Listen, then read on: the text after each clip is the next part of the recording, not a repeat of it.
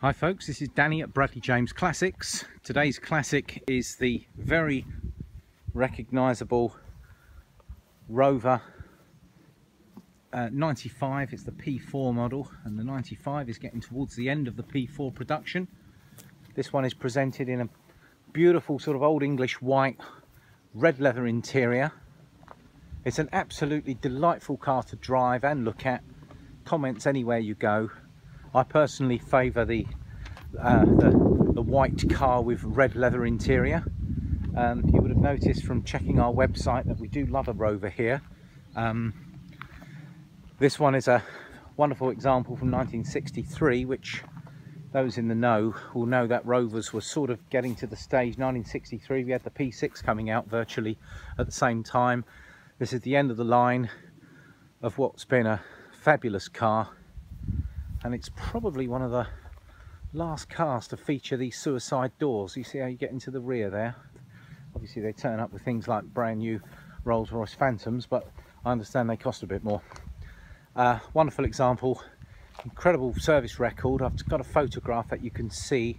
This was owned by a gentleman who wrote down every bit of expenditure in a couple of little handbooks, so you can tell how well this car's been meticulously maintained. He's got his original handbooks that come with a car. There's a workshop manual, reams of service records. It's MOT through to June. It's either June or July 2018, which is about a year.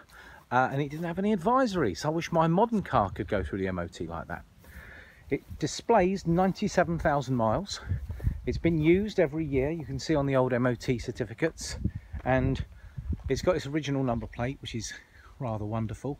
We're enthusiasts here at Bradley James Classics, so you don't find us splitting cars and number plates, but I can tell you that that number plate is probably worth a reasonable percentage of the car, which is a real shame, but just worth noting. Really looks great on this car, isn't it, the RU. You'll notice some nice period features there. Look at that accessory on the front that you can just roll up for the winterization on the front radiator. That's great, isn't it? Badge bar with a P4 club symbol. Really lovely, bright, shiny paperwork. It's got good paperwork, but the paintwork is really good.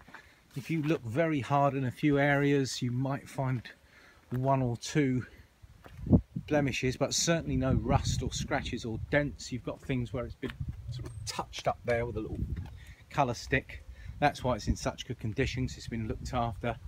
It's really solid underneath, all been regularly wax oiled. Matching radial tyres, all its original stainless steel hubcaps. This particular car, they started to fit things like alloy doors by this late. Things like electric windscreen wipers are all standard on this car.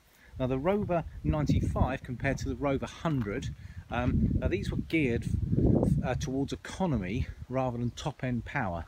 You still have a 102 brake horsepower engine in the straight 6 2.6 engine, so this car goes like a Rover should. Wonderful gearbox in these, really well engineered, a total pleasure to drive. They're always known as the Auntie Rovers, these, weren't they? They were a very well loved part of British culture, and seeing one in this sort of condition, this is a great opportunity to own one. As I say, you will notice there's a few around that have the sort of two-tone, which also looks really smart. Personally, I think this colour scheme with that red leather interior, which is in fabulous condition by the way, does look really good.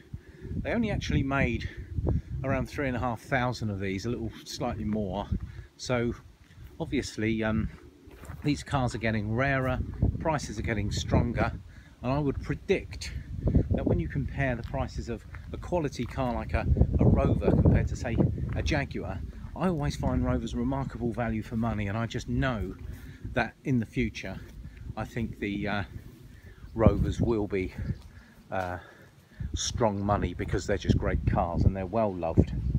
What else can I tell you about this? I think I mentioned July 1963. Amazing paperwork. Let's have a little look inside here.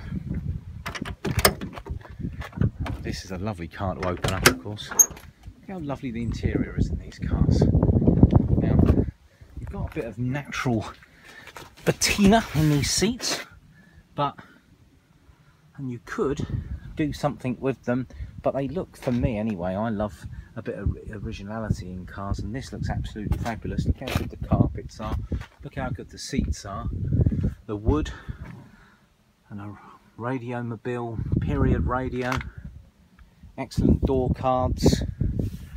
I love the steering wheel in these.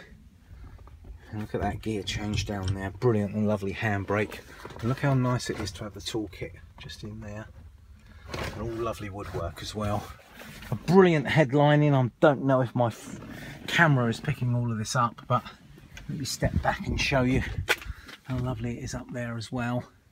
A real absolute credit to the owner. Drives beautifully. She starts on the button, and you can drive anywhere in this car. It's totally reliable, great oil pressure, all the temperature sits within the range, smooth gearbox, and a powerful engine that pulls really well. Well, I hope this walk around video has given you an idea of the standard of the car. Please come and arrange to have a look in person, take her for a drive, and I'll be very surprised if you didn't want to drive home in her, because she is absolutely lovely. Thanks for looking at the video, folks. You can arrange to come and have a look at the car. You can look us up on our webpage, which is www.bradleyjamesclassics.co.uk. Thank you for watching today's video.